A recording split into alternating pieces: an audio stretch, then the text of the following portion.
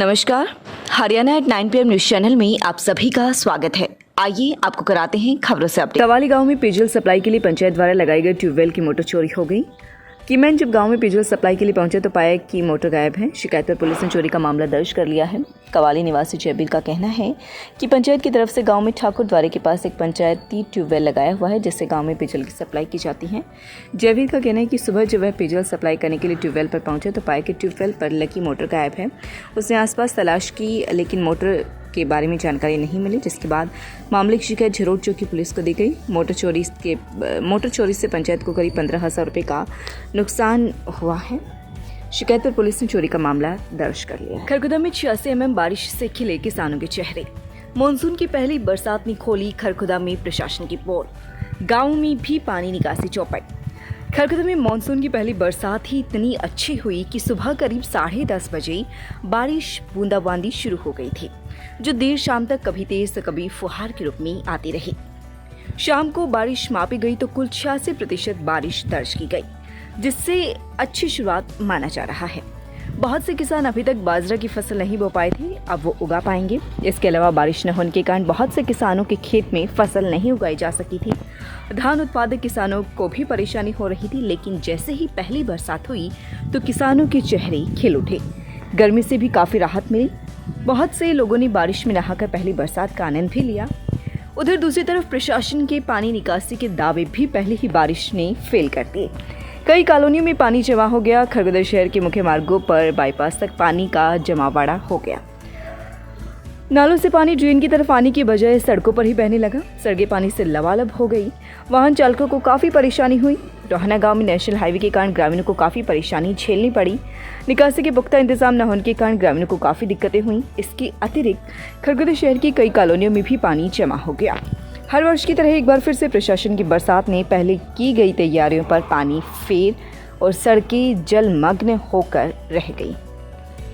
दिल्ली मार्ग, जहां पर पहले से ही जल भराव की समस्या का सामना लोग कर रहे थे, वहां पर और ज़्यादा पानी जमा हो गया, जिससे राहगीरों को आवाजाही में और ज़्यादा परेशानी का सामना करना पड़ा।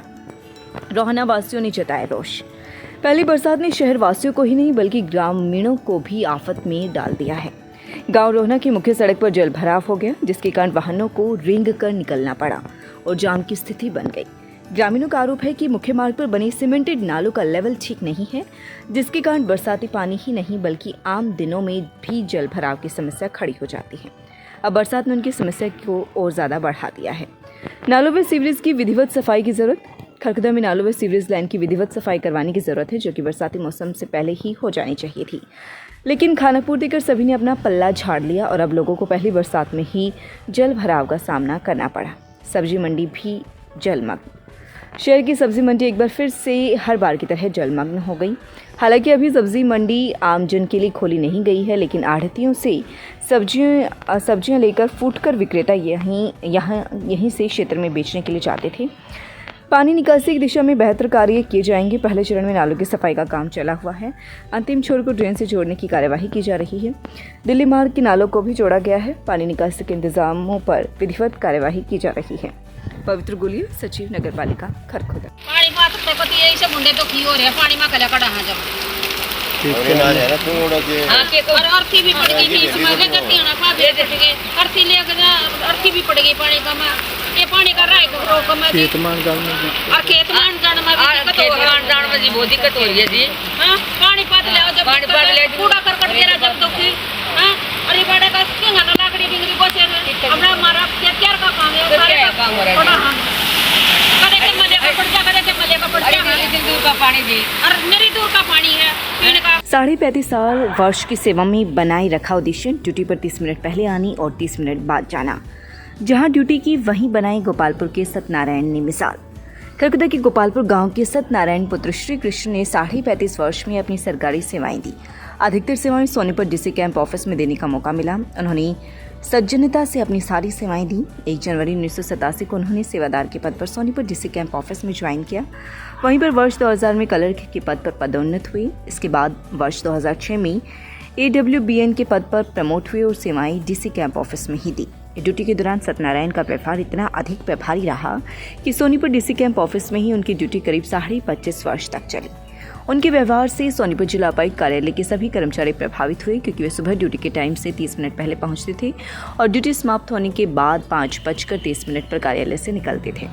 वर्ष 2014 में उन्हें WBN के पद पर पदोन्नति मिली। इसके बाद 19 सितंबर 2016 को उनकी ट्रांसफर खरखोदा तहसील कार्यालय में हुई।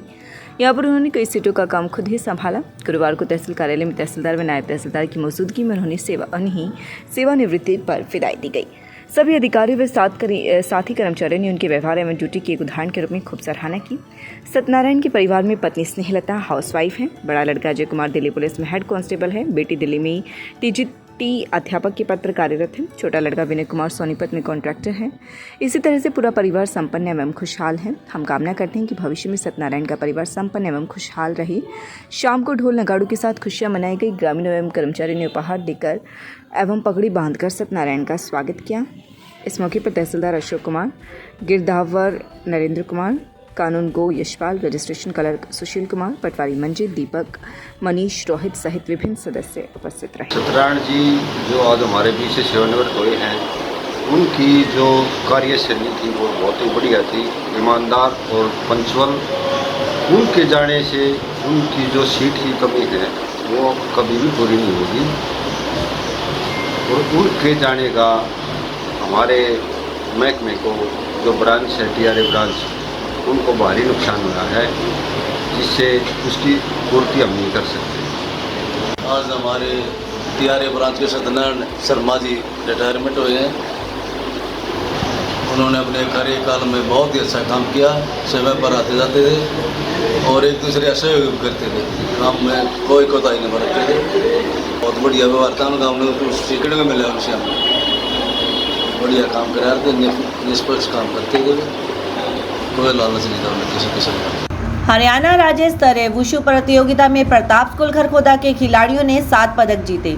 हरियाणा राज्य सब जूनियर वुशु प्रतियोगिता जो कि कैथल में 27 से 28 जून 2022 को आयोजित हुई, जिसमें प्रताप स्कूल खरखोदा के खिलाड़ियों ने 2 स्वर्ण, 1 रजत व 4 कांस्य पदक सहित कुल 7 पदक जीतकर हरियाणा प्रदेश सोनीपत जिले ब्लॉक खरखोदा, प्रताप स्कूल खरखोदा व अपने माता पिता का नाम रोशन किया।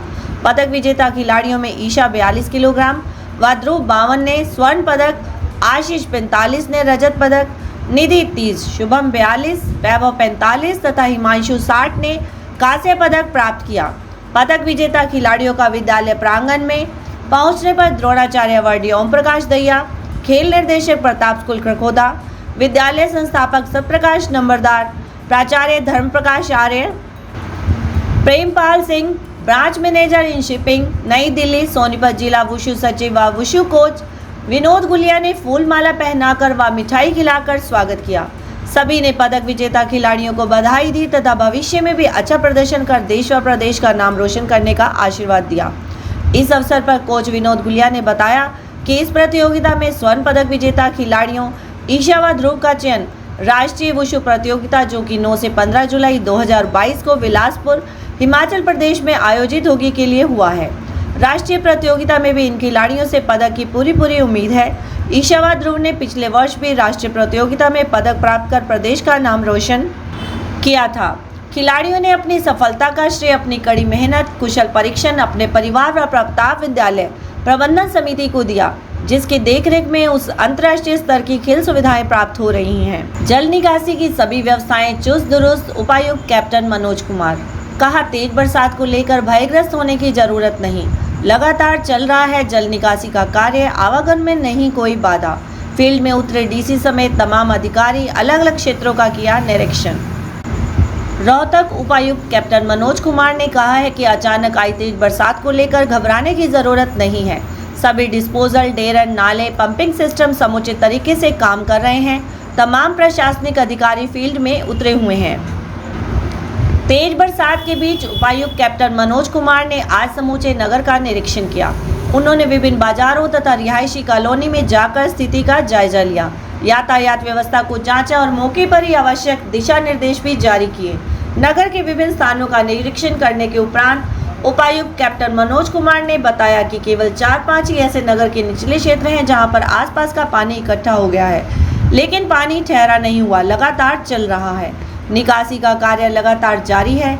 बरसात रुकने की स्थिति में 1 से 1.5 घंटे के बीच पानी की निकासी हो जाएगी। मेरा नाम कुणाल है। मैं प्रताप स्पोर्ट स्कूल में पढ़ता हूँ। मैं गुरुग्राम का रहने वाला हूँ। मैंने डिस्ट्रिक्ट में गोल्ड मेडल प्राप्त किया। इससे पहले मैंने नेशनल में भी गोल्ड मेडल प्राप्त किया था। और मैं हॉस्टल छात्रावास में भी रहता हूँ। यहाँ पर अच्छी डाइट प्रॉपर मिलती है और यहाँ पर इंटरनेशनल लेवल की सुविधा है सारी। Tulip hospital Sonipat orthopaedics and joint replacement, ligament fracture, joint replacement, sports injury, arthroscopy, knee replacement, hip replacement. Doctor Gagan Kansal, orthopaedic and joint surgeon, MBBS DNB ortho. For more information please contact 7056511111। लगातार खबरों से बनी रहने के लिए channel को like, subscribe और share ज़रूर करें। धन्यवाद।